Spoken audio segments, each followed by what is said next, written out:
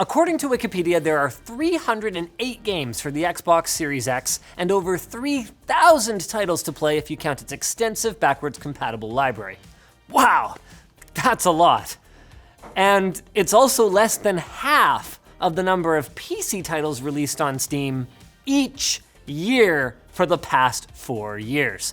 And one of the best things about PC gaming is that if you were to go back and re-explore some of those older games, you might discover that some of them are very different experiences from what you remember. So that's what we're gonna be doing today. Sponsored by LG Display, who also provided what is arguably the best gaming display on the market, their OLED Evo G1. I'm gonna be going back and playing some of my favorite PC gaming titles from years gone by, each with its own special twist, and each of them showcasing one of the amazing ways that the PC gaming community keeps these old gems alive.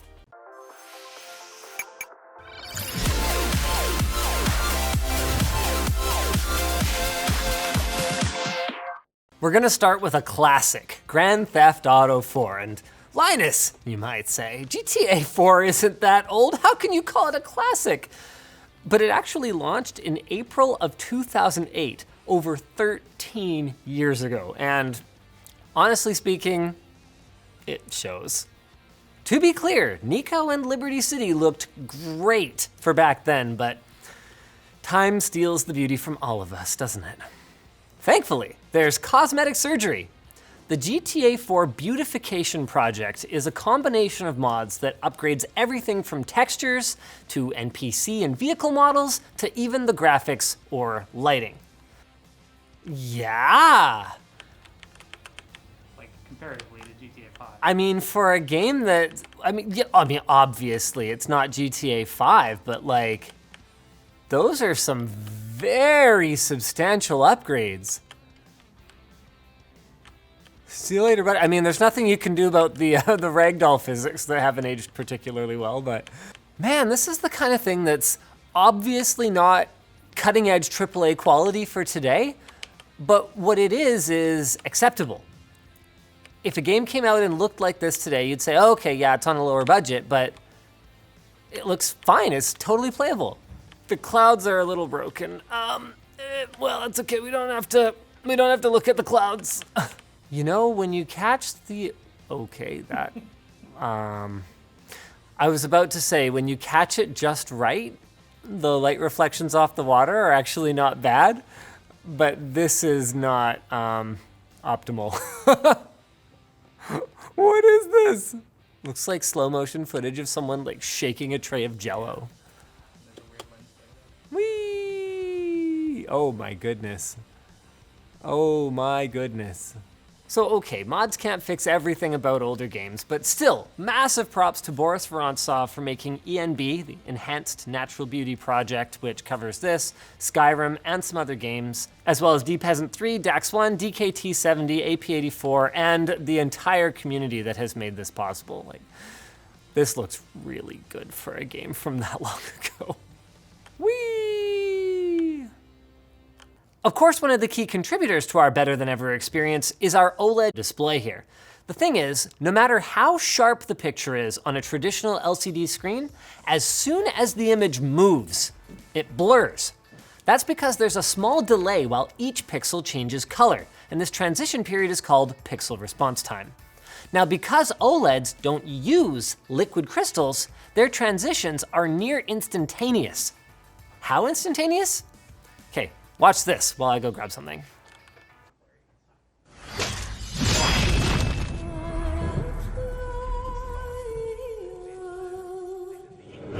Going back and re-experiencing in-game cinematics that blew your mind 10 or 20 years ago is almost always a major letdown. But one of the more recent trends in game modding has been exporting and upscaling these cinematics to match the resolution that we're now gaming at. And I think this example from Dragon Age Origins is a great one. They managed to juice them up to 1440p or even 4K 60 FPS in a way that looks surprisingly convincing. It's a really nifty idea, and there are lots of tools that you can experiment with for yourself. You can see there's certain things that age a lot worse than others, like anywhere they've tried to apply a depth of field kind of bokeh to the shot, it's pretty rough. but in areas where the original was supposed to be sharp, but it's just low res, it's a lot better. I'm back with this. Using an oscilloscope, we can quantify the amount of blur to expect from a display by measuring the time it takes to transition between, say, black and white. On the left, we've got a regular old LCD, and on the right, our LG OLED display. Now, to find pixel response time, we're using this blinking line test pattern in our oscilloscope to measure the amount of time between the black and white transition and vice versa. Impressively, our OLED gets as low as 0.016 milliseconds compared to 4.9 for the LCD. Though it should be noted that if we were flashing a much larger portion of the screen, we could get results closer to 0.1 millisecond on the OLED. And as we've already shown in the past, this has a marked impact on image quality in the real world, especially in faster paced games. I've put off playing this until we could make a video about it. We finally had an opportunity. This is it, ladies and gentlemen, from Vitor Viela, who credits plenty of people in the GitHub page. This is Super Mario World running in widescreen, 16:9. And it would be easy enough to run widescreen just by shrinking the vertical resolution. That's the way that all the crappy games handle widescreen support. But no, they managed to modify the original ROM and the excellent BSNES emulator to give you an expanded horizontal field of view. You can actually see more of the level than you ever could before. I want to at least get to a level that's at least like marginally challenging. Now hold on a second, I didn't even look that closely before. This is upscaled too, isn't it? There is no way Mario's butt wiggle is that high definition in the original game. You know, you can run ahead now because it's widescreen. I know, right? Except I'm gonna get crushed if I do it. Oh wait, I could. You You can totally go ahead! That's not how the game's supposed to be played. Retro games like this are some of the hardest to re-experience, and a big part of it is that the way that modern displays work is fundamentally different from older CRT tube displays. Now, we can get around some of this by enabling filters, for example, to add fake scan lines or otherwise recreate the retro look. But one of the hardest things to overcome is the dreaded input lag.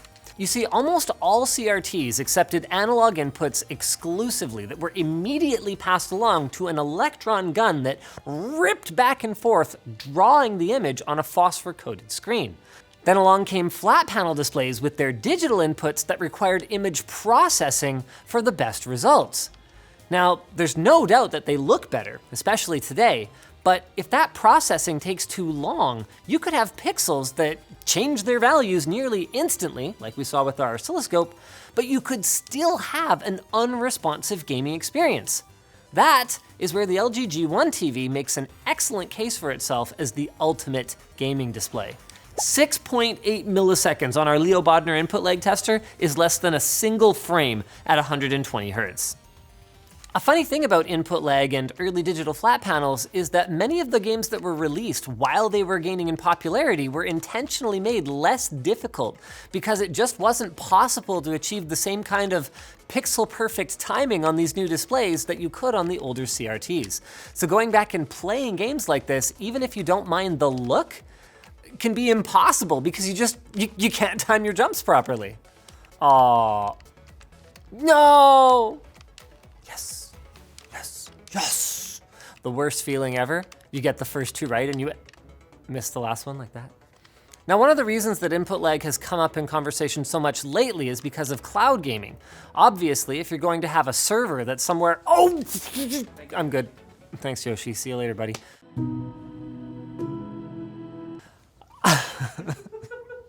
The additional step of sending all the data to and from the cloud adds a frame or two of delay at best. So while TVs have improved by a frame or two over the last 5-10 years, if the data center is 300-400 kilometers away, we could easily end up right back where we started. Which leads us perfectly to our next game, because 1994's TIE Fighter was where it all began for me. For my birthday that year, I asked for my family's 386 to be upgraded to a Pentium 1 166. That was the first time I ever upgraded hardware to play a video game. Now we're flipping the script. We're upgrading the game to play my hardware. A massive community of modders has been hard at work completely remaking TIE Fighter using more modern assets, including ships, effects, and even the game engine itself. It's called TIE Fighter Total Conversion Mod, and I am extremely excited about it. Here it is, the X-Wing Alliance launcher, but then wait, TIE Fighter? Yes, my friends, because TIE Fighter was using such an old game engine, 1994, the mod is actually built on one of the sequels, X-Wing Alliance from 1999. It's very different. Like, it looks freaking amazing. Hey, here we go. All right. Oh man, just like the space environments look so much better. Oh my gosh. This looks insane. You know what's funny? One of the reasons we picked this particular game, aside from that it was one of my favorites when I was growing up, was because it's a perfect showcase for inky blacks on OLED. But now, space isn't just black. There's all these like nebulas and stuff. Look at this lens flare. Coming back to the deep blacks that you get with an OLED, there's another advantage for gamers. So one of the ways that LCDs combat OLED is through local dimming, where they will actually modulate the backlight in certain parts of the screen depending on what is being displayed.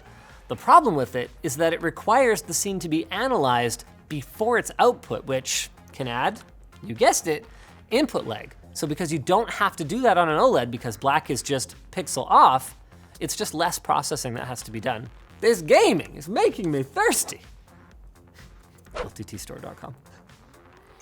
One of the coolest things about running games in emulators is that, obviously, if I was playing PlayStation 1 emulated games back in, the mid-2000s, computers have gotten a little bit more powerful. So nowadays, you can take something like Pete's OpenGL GPU core and absolutely crank these older games.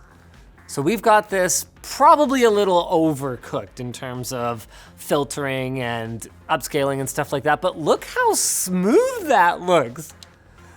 Like, this game running by, okay, you can see the text is getting mangled a little bit. Text is not the best for upscaling, but let's see how the actual gameplay looks.